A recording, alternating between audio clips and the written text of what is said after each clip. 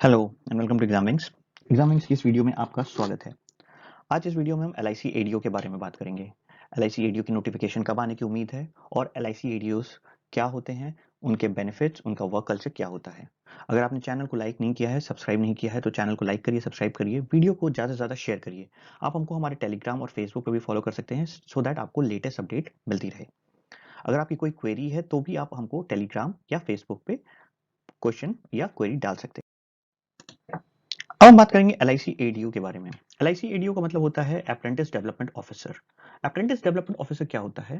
वो बेसिकली एक class 2 officer होता है जो कि डबल एओ जो कि क्लास 1 ऑफिसर होता है और असिस्टेंट जो कि क्लास 3 होते हैं, उनके बीच में आता है ये क्लास 2।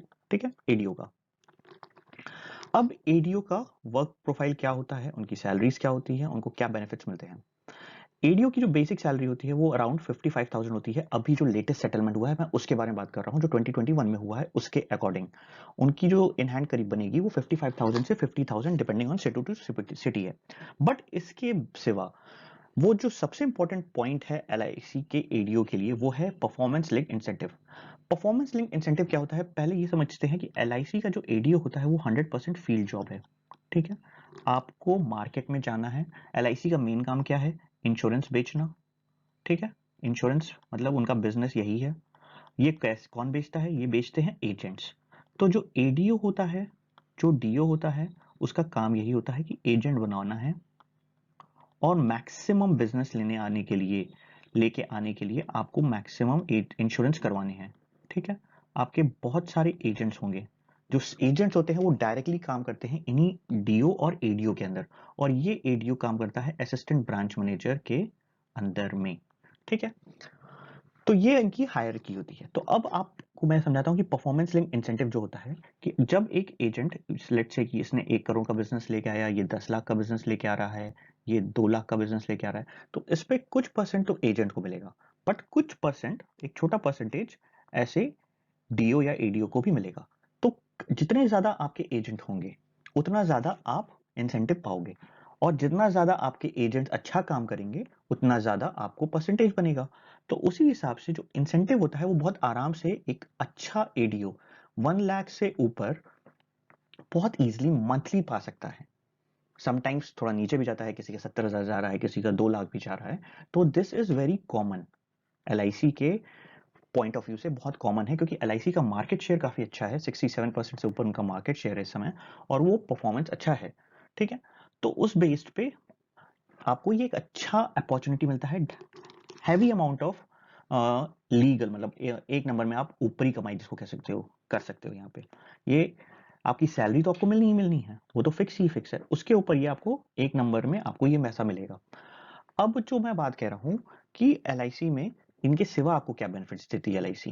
एलआईसी जब आप ज्वाइन करोगे, आप एडीओ होगे, एडीओ होने के बाद आप जब रेगुलर हो जाओगे तो आपको ऑफिस मेंटेनेंस के नाम पे rent of for office, electricity bill for office, और ऐसी कई और एमिनिटीज की कन्वेंस के लिए आपको एक्स्ट्रा कुछ चार्जेस मिलेंगे। ठीक है, लो इंटरेस्ट पे आपको लोन मिलेगा, और भी बहुत से बेनिफिट ऐसे आपको मिलेंगे once you are confirmed as a LIC development officer.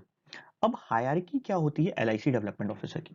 जब आप एडीओ के रूप में ज्वाइन करोगे तो आपका कुछ पीरियड होगा, प्रोबेशन पीरियड या अप्रेंटिस पीरियड, वो मैं भी बताता हूँ कितना होता है, कैसे होता है। उसके बाद आप बनते हो DO, development officer. Development officer जब प्रमोशन लेता है तो वो बनता है असिस्टेंट ब्रांच मैनेजर, और फिर वो बनते हैं ब्रांच मैनेजर। ठीक है, और फिर आपका कैडर चेंज होता है, फिर आप आते हो एडीएम में असिस्टेंट डिविजनल मैनेजर, फिर डिविजनल मैनेजर, फिर एसडीएम। जनरली आप जा सकते हो उस पोजीशन पे, बट ये एक कॉमन ट्रेंड है एलआईसी में, 95% डेवलपमेंट ऑफिसर कभी भी प्रमोशन लेके असिस्टेंट ब्रांच मैनेजर नहीं बनते हैं।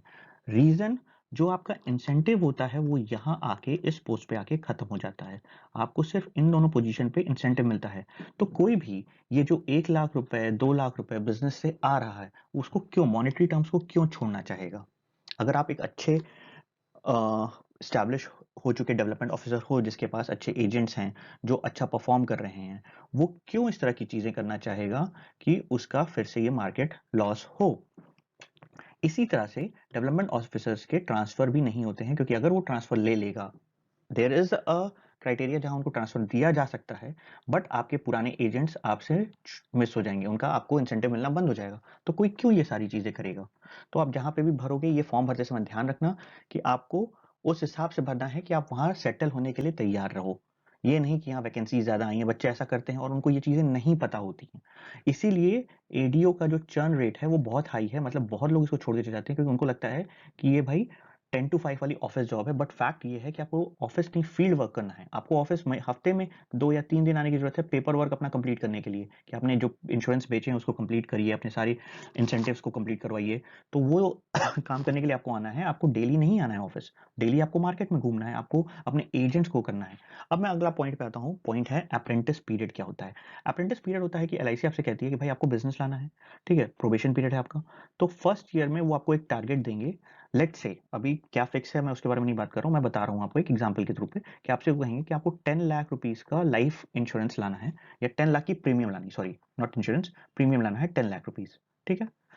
प्लस वो कहेंगे कि आपको 1 साल के अंदर मेरे को 10 एजेंट भी बना के आप दीजिए। तो आपका ये टारगेट रहेगा फर्स्ट ईयर में। ऐसे ही सेकेंड ईयर में फिर आपको कुछ टारगेट रहेगा। ऐसे ही थर्ड ईयर में आपका कुछ टारगेट रहेगा, ठीक है। अगर ये टारगेट आप मीट कर लेते हो तो आप फिर आराम से डीओ बन जाओगे। लेट्स से कि अगर आपसे ये टारगेट नहीं मिस होता है तो पहली बार में वो आपको कहेंगे कि आप 3 मंथ्स का एक्सटेंशन लो, ठीक है, और आपका जो टारगेट था वो अगले 3 महीने में पूरा कर लो। कई बार ऐसा होता है कि नहीं मार्केट में आप समझ पाते हो चीज़ें कैसे हो रही हैं, नई चीज़ें हैं, बिजनेस सबके बस की बात नहीं होती कि आप सबको कन्विंस कर सको। थोड़ा सा कुछ चीज़ें समझने में टाइम लग सकती हैं। मैं कहता हूँ कि 3 मंथ्स आपको और एक्सटेंशन देंगे वो।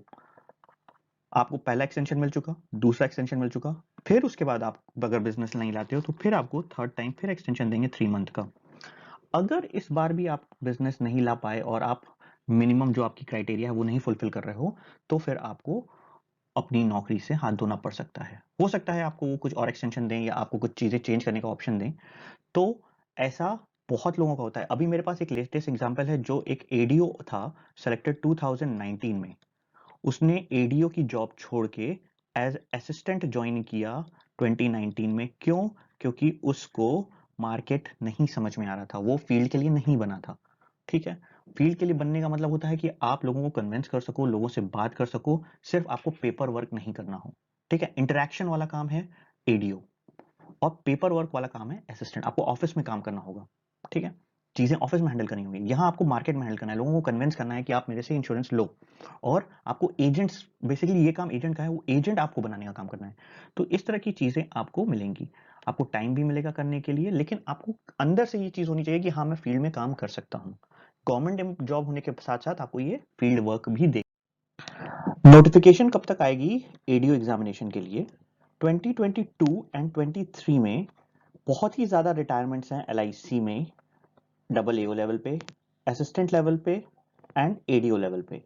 तो बहुत ही ज़्यादा वैकेंसीज क्रिएट होने वाली हैं, और सबके जाने के बाद ही ऐसा होगा कि सबको हायर किया जाएगा, ऐसा नहीं होता है। प्रोसेस पहले से शुरू हो जाता है। और ऑब्वियसली मैंने आपको पहले अपनी वीडियोस में बताया है कि असिस्टेंट के लिए अलग अलग डिविजन्स को भेजा जा चुका है, इंफॉर्मेशन मांगा गया है उनसे कि क्या वैकेंसीज हैं आपके पास पे, और ऐसे ही अलग अलग पोस्ट के लिए भी प्रोसेस चल रहे हैं। हर प्रोसेस अलग अलग लेवल पे है, कुछ अप्रूवल लेवल पे है, कुछ अभी डॉक्यूमेंटेशन लेवल पे है। तो वो डिपेंड करता है कि वो कब तक कंप्लीट होगा। तो पहले असिस्टेंट की नोटिफिकेशन आएगी, ये चीज़ मैं आपको पहले भी बता चुका हूँ अपने वीडियो में। तो अगर कुछ लोग ये कह रहे हैं, आपको सुनने को मिल रहा होगा कि दिसंबर में आने वाली है नोटिफिकेशन, तो ऐसा कुछ नहीं होगा। आपकी जो नोटिफिकेशन आएगी, देखिए फेक न्यूज़ का कोई मतलब नहीं है कि मैं आपको हाइप बता दूं कि अभी तुरंत आने वाली है नोटिफिकेशन। अभी नहीं तुरंत आ रही है नोटिफिकेशन, आपको फरवरी के आस ही पास देखने को मिलेगी। बहुत अगर अच्छा चांस हुआ तो जैन में आपको, मिड ऑफ जैन के बाद मिल सकती है, बट बिफोर दैट कोई स्कोप नहीं है। मोस्ट प्रॉब्ली फरवरी में ही आपको मिलेगा इसका नोटिफिकेशन देखने को। उससे पहले अभी सारे काम होंगे, आईपीओ पे काम चल रहा है, ये सारी चीजें मैं बता चुका हूँ। तो उसके लिए लेकिन प्रिपरेशन अभी करनी होगी, क्योंकि जो कट ऑफ लास्ट ईयर आप देखो, या जो वैल्यू है मार्केट में एलआईसी की जॉब की, वो बहुत हाई है, बहुत डिमांडिंग है। तो उसके लिए कट ऑफ और सारी प्रिपरेशन बच्चे कर रहे हैं अभी से, तो आप अभी से लग जाओ। अगर आपको और कोई डाउट हो तो आप पूछ सकते हो कमेंट सेक्शन में। All the best, thank you.